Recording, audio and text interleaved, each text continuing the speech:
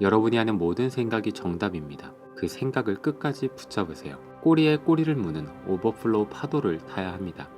그런데 제가 이 오버플로우 활동을 보다 다른 사람들, 다양한 사람들과 하는 것을 좋아하는 이유는 다르기 때문에 존중할 수 있고 거기에서 우리의 사고는 확장되고 그 사람의 이야기를 통하여 그 사람의 삶을 조금이라도 들여다볼 수 있는 간접적으로 할 수 있는 경험을 가지게 된다는 것입니다.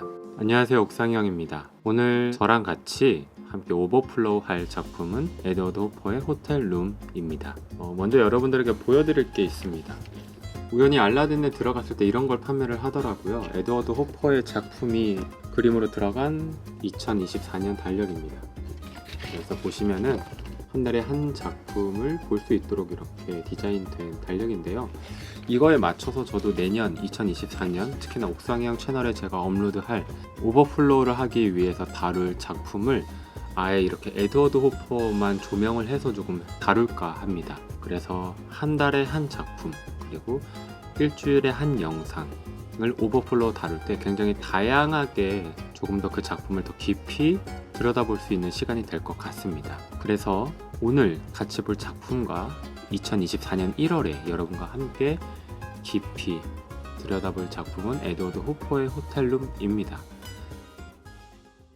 같이 한번 볼게요. 호텔룸입니다.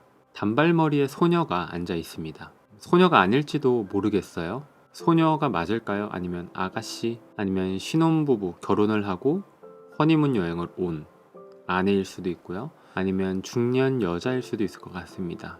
남편을 천국으로 보내고 태어나 처음으로 홀로 여행을 떠나온 중년 여성일지도 모르겠어요. 아니면 사별을 하거나 이혼을 하거나 그래서 새로운 남자를 만나기 위해 즉흥적으로 여행을 떠나온 여자일지도 모르겠습니다. 여러분은 이 여자가 어떤 여자로 느껴지시나요? 처음 이 여자를 보자마자 든 생각들을 오버플로우 해주세요. 이 작품을 처음 만났을 때 제일 먼저 시선이 간 곳이 여자가 아닐지도 모릅니다. 만약 여자가 아니라 다른 곳에 먼저 시선이 가셨다면 그것이 무엇인지 그리고 그것을 볼 때 오버플로우 된 생각, 느낀 감정들을 공유해 주시면 좋을 것 같습니다. 저는 제일 먼저 여자에게 시선이 갔습니다. 특별히 단발머리, 파마를 한 것처럼 보이는데요. 파마의 컬이 살아있는 것으로 보아 한지 얼마 안 된 것 같아요.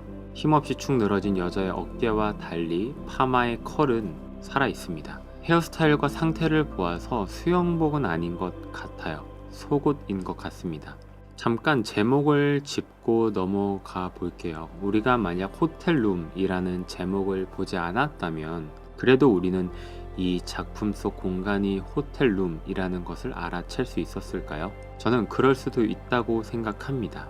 왜냐하면 저의 시선이 여자 다음으로 침대 주변에 널브러져 있는 가방, 옷, 모자, 구두로 시선이 갔기 때문입니다.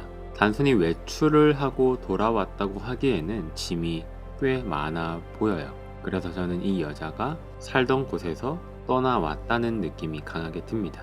저는 이 여자가 또 기분 좋게 휴가를 내고 여행을 온 것 같지도 않습니다. 물론 마음이 울적해서 떠나온 여행이라 할 수 있겠지만 이보다 더 큰 일, 어떤 사건이, 특별한 사건이 이렇게 떠나올 수밖에 없었던 사건이 이 여자에게 있었던 것 같습니다. 사연이 있어 보여요. 그녀의 얼굴에 짙게 드리운 그림자의 신경이 많이 쓰입니다.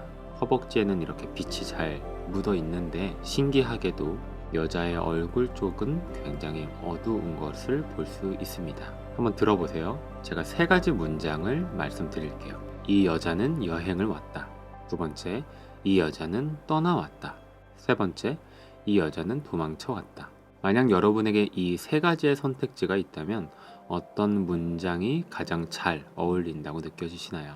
먼저 여행은 아닌 것 같다고 말씀을 드렸고 떠나왔다, 도망쳐 왔다. 그 둘 중에 저는 떠나왔다에 한 표를 주고 싶습니다. 속옷 차림으로 침대에 앉아있는 여인의 모습을 볼 때 도망쳐 왔다는 표현은 조금 더 역동적인, 보다 더 강한 힘을 가지는 것 같아서요. 그래서 저는 떠나왔다는 표현이 더 잘 어울리는 것 같습니다.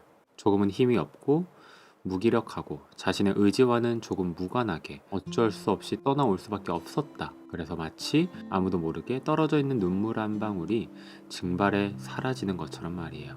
그렇게 이 여자는 누군가로부터 증발해 사라진 것처럼 떠나온 것입니다. 그래서 저는 이번 작품으로 극을 쓴다면 장르는 로맨스가 될 것 같습니다. 치적 멜로 프레임 안에 한 여자의 정통 멜로. 여러분은 어떤 장르가 오버플로우 되시나요? 만약 제가 로맨스 장르가 아니라 다른 장르를 쓴다고 하면 스파이 액션이 떠오릅니다. 자신은 늘 사람들을 상대하며 총각칼을 가지고 싸우지만 홀로 있을 때는 고독과 자기 자신과 싸우는 여자. 이런 식으로 사람마다 그려지는 장르는 다 다를 겁니다. 다시 말씀드리지만 오버플로우에서 가장 중요한 룰은 이 작품을 보기 시작하면서 떠오른 모든 생각은 이 작품을 보았기 때문에 할 수 있었던 생각으로 간주합니다. 그렇기 때문에 떠오르는 모든 생각을 판단하지 말고 최대한 온전히 떠오른 그대로 쏟아내 주세요. 표현해 주세요. 여러분이 하는 모든 생각이 정답입니다. 그 생각을 끝까지 붙잡으세요. 꼬리에 꼬리를 무는 오버플로우 파도를 타야 합니다. 그래야 집중력과 상상력, 창의력이 올라갑니다. 여러분의 직장, 일터, 일상에 아주 큰 동력이 될 거예요. 이 여자가 벗어놓은 구두를 좀 보고 싶습니다. 가지런히 놓여 있지 않아요. 여러분은 이 구두가 벗어진 모습을 볼 때, 그리고 지금 이 여인의 모습과 그 구두의 모양을, 벗어져 있는 그 모양을 연결할 때 어떤 생각이 드시나요? 한번 이 문장을 한번 완성해 보시겠어요? 잘 한번 들어보세요. 조금 깁니다. 벗어져 있는 구두의 모양은 현재 어떤 상태이다. 그리고 속옷 차림으로 앉아있는 여인은 현재 어떤 상태이다. 이 두 가지를 연결해 볼 때 저 구두의 벗어진 모양이 우리에게 말해주고자 하는 것은 바로 여인의 무엇이다. 이제 작품 속의 오브제 하나하나를 한번 볼게요. 우측나무 서랍장 위로 보이는 모자 같은 것이 있는데 저는 자꾸 그게 방탄으로 보입니다. 군인들이 쓰는 거요. 여러분은 무엇으로 보이시나요? 저는 전쟁할 때 쓰는 방탄처럼 보여요. 그래서 혹시 이 여자가 사랑했던, 떠나오기 전에 만나고 있었던 남자가 군인은 아니었을까? 군인으로 설정을 하면 어떨까? 생각을 해봤습니다.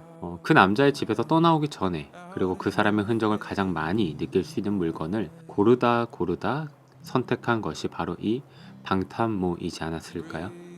여러분은 무엇으로 보이시나요? 이 인물과 연결 지어서 오버플로우 해보세요. 또 그 밑으로 가방 두 개가 보입니다. 갈색 가죽 가방 하나, 두께가 꽤 있는 검은색 007 가방, 그리고 무늬가 들어간 스카프, 그리고 우리가 마지막으로 가장 주목해야 하는 아주 중요해 보이는 오브제 하나, 여인이 들고 있는 한 장의 종이입니다. 저 종이를 들고 있는 여자의 손 모양을 한번 보세요.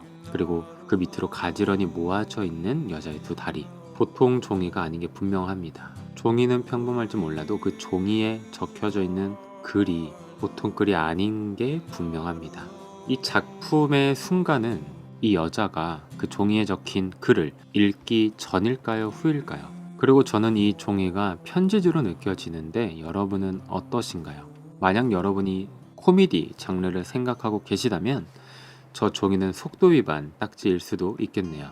제가 생각한 장르는 로맨스라서 저 종이는 저 여인이 사랑하던 남자가 마지막으로 이 여자에게 보낸 편지 같습니다. 그러면 저는 이 종이에 무슨 내용이 적혀져 있을까 생각을 안 해볼 수 없는데요. 마지막으로 이 편지의 내용에 무엇이 적혀져 있을까 한번 오버플로우 한번 해보겠습니다.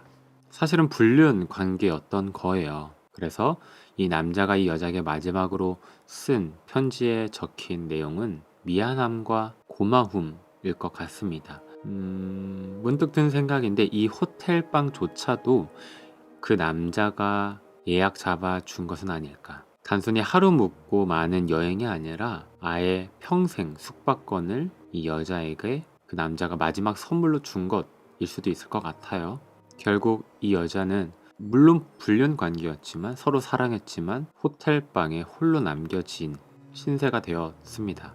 이 여자는 그 남자가 이별을 말할 때 아무 말도 할 수 없었을 것 같아요. 왜냐하면 이 여자는 그 남자가 어떤 남자인지 너무나 잘 알기 때문입니다. 이 여자가 생각하는 그 남자는 그런 말을 함부로 이별이란 단어를 쉽게 입에 올리지 않는 남자이고요. 그리고 정말 자기 자신을 사랑했다는 것에 대한 한치의 의심도 없을 수 있을 정도로 정말 자신을 아껴주었다는 것을 누구보다 잘 알기 때문에, 그렇게 나한테 잘 해주었던 남자가 이별을 말했을 때 이 남자가 얼마나 고민하고 말하는 것인지를 너무나 잘 알기 때문에 붙잡을 수조차 없었던 거죠. 용기가 없었던 것이 아니라 이 여자는 그 남자를 너무 사랑하고 너무나 잘 알아서 붙잡을 수조차 없었던 것입니다. 이런 생각을 하고 나니까 저 나무 서랍장 위에 제가 방탄모자라고 했었잖아요. 원래부터 있었던 것은 아닐까. 그러니까 이 남자가 여행을 오거나 출장을 오게 되면 늘 고정적으로 묵었던 그 남자의 방은 아닐까. 그 방을 이 여자에게 그냥 준 것이 아닐까라는 생각이 또 문득 듭니다. 만약 이 작품으로 제가 극을 한다면 결국엔 1인극이 될 것 같아요. 무기력하게 앉아있는 모습을 보니까 라라랜드에서 그 여자 주인공이 1인극 했던 장면이 떠오릅니다. 객석에는 사람이 별로 없고 자기 돈으로 작품을 올렸지만 결국에는 작품이 끝나고 나서는 모욕적인 두 남자의 대화를 통해서 절망감을 느끼기도 하고요. 그 라라랜드의 장면이 떠오르네요. 이 침대에 앉아있는 저 여자의 모습을 보고 행복해 보인다라고 하는 사람이 있을까요? 만약 있다면 그분의 오버플로우가 저는 가장 궁금해집니다. 한 3분 정도 시간이 남았는데요. 잠깐 조금 다른 이야기를 여러분과 해보고 싶습니다. 세상은 평균을 좋아하는 것 같아요. 그리고 보통, 보편적인, 다 비슷해지는 것 같고요. 무언가 유행이 생기면 유행을 따르기도 하고요. 대부분의 많은 사람들이요. 이 오버플로우는 이 세상의 흐름과는 조금 다르게 가는 색채가 있습니다. 이 오버플로우는 우리가 서로가 다르기 때문에 가능한 활동이에요. 만약 우리가 다 똑같은 생각을 한다면 이런 활동은 전혀 할 필요가 없습니다. 저랑 완전히 상반되는 정반대로 생각을 하는 사람의 오버플로우를 들었을 때 저도 저의 오버플로우를 공유하고 우리의 반응은 늘 와 그렇게도 생각할 수 있구나가 되는 것이 바로 이 오버플로우 활동입니다. 그런데 세상은 자신과 다른 이야기를 다른 사람이 할 때 그것을 존중해주지 않거나 거부하거나 들으려고조차 하지 않는 것이 일반적인 것 같습니다. 그런데 제가 이 오버플로우 활동을 보다 다른 사람들, 다양한 사람들과 하는 것을 좋아하는 이유는 다르기 때문에 존중할 수 있고 거기에서 우리의 사고는 확장되고 그 사람의 이야기를 통하여 그 사람의 삶을 조금이라도 들여다볼 수 있는, 간접적으로 할 수 있는 경험을 가지게 된다는 것입니다. 12월 23일입니다. 올해가 얼마 남지 않았는데요. 저는 이렇게 내년을 준비하고 있습니다. 내년을 기대하고 있고요. 여러분은 연말 어떻게 보내시나요? 그리고 내년이 기대가 되시나요? 저는 여러분 한 분 한 분이 내년이 기대되는 연말 되셨으면 좋겠습니다. 에드워드 호프의 호텔룸이었습니다. 감사합니다. 지금까지 옥상형이었습니다. 다음 시간도 기대해주세요. 안녕.